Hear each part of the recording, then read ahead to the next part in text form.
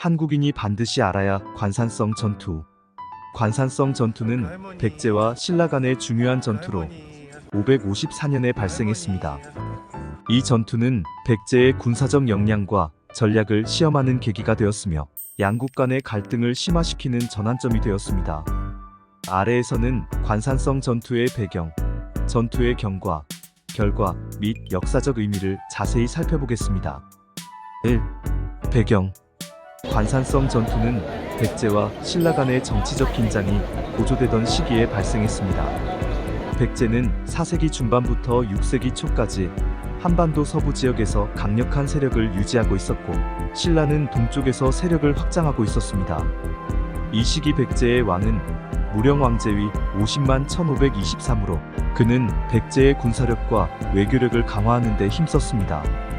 무령왕의 통치 아래 백제는 중국과의 외교 관계를 통해 군사적, 문화적 발전을 이루었고 일본과의 교류도 활발히 진행되었습니다.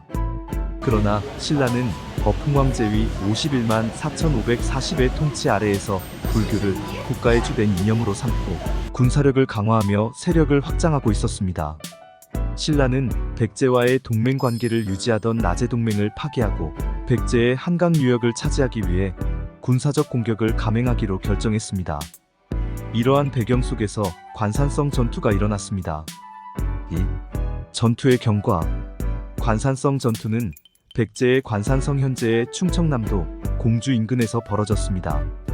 신라는 대군을 조직하여 백제를 공격하기 위해 출발했습니다. 백제는 신라의 공격에 대비하기 위해 군사력을 집중하고 방어 태세를 갖추었습니다. 전투는 신라의 대군이 관산성을 포위하면서 시작되었습니다. 전투가 시작되자 백제의 군대는 신라의 공격에 맞서 강력한 저항을 펼쳤습니다. 백제의 군사들은 관산성의 지형을 이용하여 방어를 강화하고 신라 군대의 진격을 저지하기 위해 최선을 다했습니다. 전투는 치열하게 진행되었고 양측 모두 많은 인명피해를 입었습니다. 백제의 군사들은 신라의 공격을 효과적으로 방어하며 신라 군대에 큰 타격을 입혔습니다.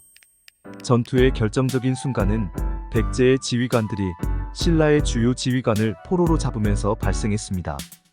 이로 인해 신라 군대는 혼란에 빠졌고 백제는 이를 기회로 삼아 반격을 감행했습니다.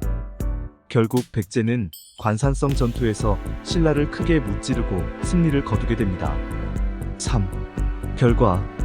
관산성 전투의 결과는 백제의 승리로 끝났습니다.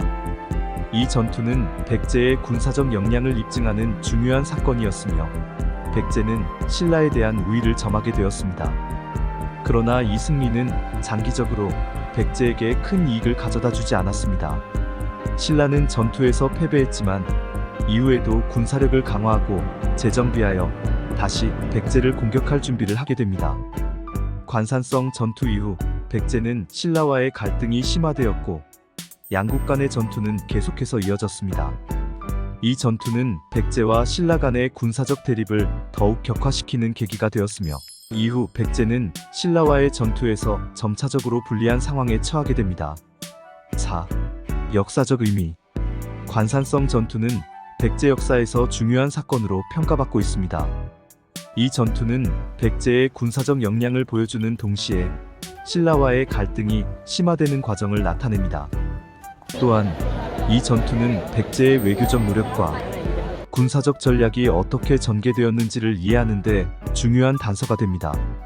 관산성 전투는 또한 백제의 문화적 정체성과 외교적 관계에도 영향을 미쳤습니다. 백제는 전투에서의 승리를 통해 군사적 위신을 높였지만 이후 신라와의 갈등이 계속되면서 외교적 관계가 복잡해졌습니다. 이 시기에 백제는 일본과의 관계를 더욱 강화하고 불교를 통해 문화적 교류를 확대하는 등 외교적 노력을 기울였습니다. 결론적으로 관산성 전투는 백제와 신라 간의 갈등을 심화시키고 백제의 군사적 역량을 입증하는 중요한 사건으로 남아 있습니다.